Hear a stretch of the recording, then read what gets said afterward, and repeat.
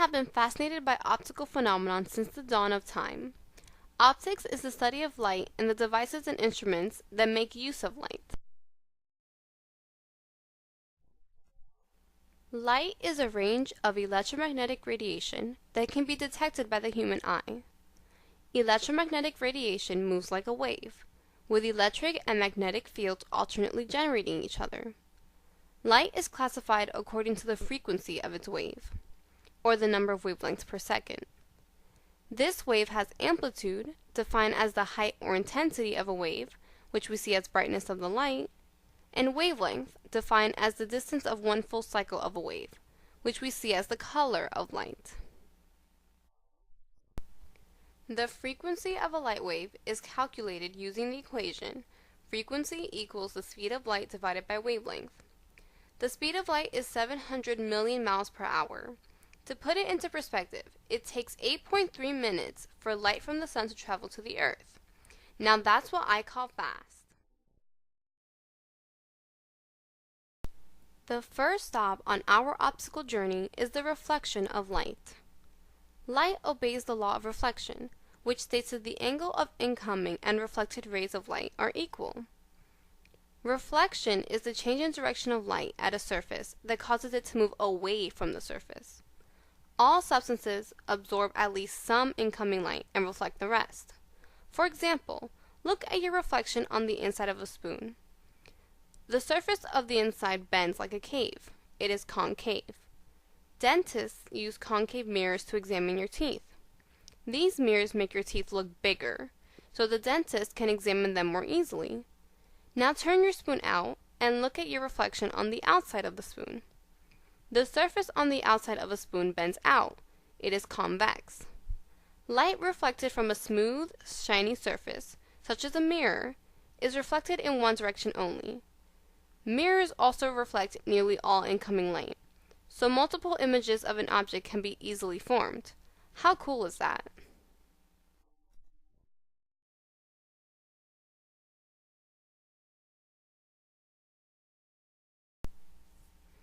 The next stop on our optical journey is the refraction of light. Refraction is the bending of light as it passes from one material to another. Have you ever noticed what happens when you look at a pencil through the side of a glass? Light plays tricks on your eyes. The pencil looks bent. This is because light travels slower through water than through air. As the light enters the glass of water, it slows down, changes direction, and as it leaves the glass, it speeds up again, thus making the pencil look as though it is bent. The most fascinating features of light are colors. Light is the sole provider of color on the ground and in the sky, and every object gets its color because it emits, refracts, reflects, or scatters a portion of the spectrum of light. In the electromagnetic spectrum, there is a range of visible light which can be broken down into different colors of light. The color a person sees depends on the wavelength of light striking the eye.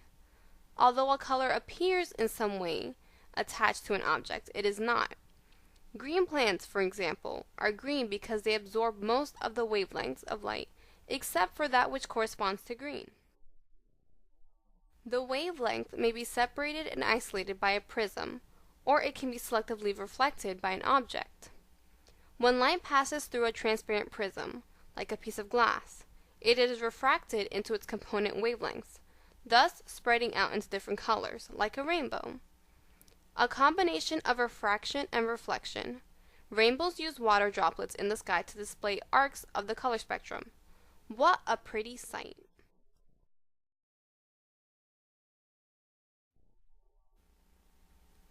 Most animals have eyes, though few have eyes and vision as good as humans.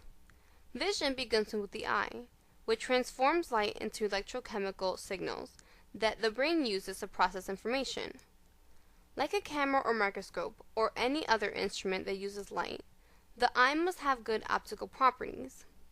But no matter how sophisticated our optical mechanisms can be, our vision has the ability to play tricks on us in the form of optical illusions. An optical illusion is a visually perceived object and image that differs from reality. One of the best known illusions is the Mueller-Lyer illusion. When asked which line is longer, most people choose the line with the arrows pointing inward. But they are actually the same size. Our brain just perceives the second line as being more distant. Is that a square you see in the first diagram? The curved line makes the straight edge of the square curved by contrast. The two lines should be parallel in the second diagram. Or should they? The radiating lines influence our perception of the parallel lines. The ability to study light through optics has been very important in understanding the world around us. Optical devices such as cameras, microscopes, and telescopes use the principle of reflection and refraction to create images. Ultimately, vision is one of light's greatest gifts to people, without which we wouldn't be able to perceive the universe and the abundant knowledge it has to offer.